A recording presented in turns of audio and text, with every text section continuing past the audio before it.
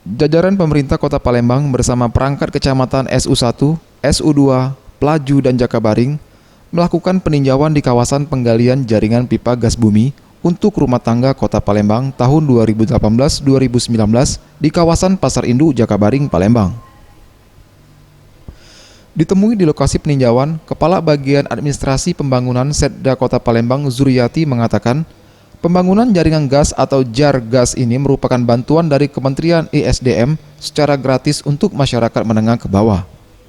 Jaringan gas ini sendiri melingkupi 4 kecamatan di kawasan Ulu Palembang, yakni Kecamatan SU1, SU2, Pelaju, dan Jakabaring.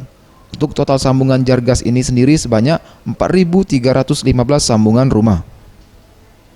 Nah, ini semua adalah bantuan dari pihak Kementerian ESDM untuk Kota Palembang untuk masyarakat menengah ke bawah. Berapa semuanya tadi? Total semuanya? Total semuanya ada 4.315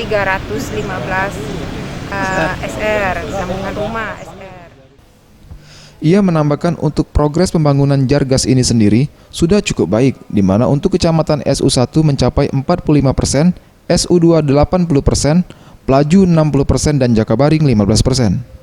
Tim Liputan Sriwijaya TV.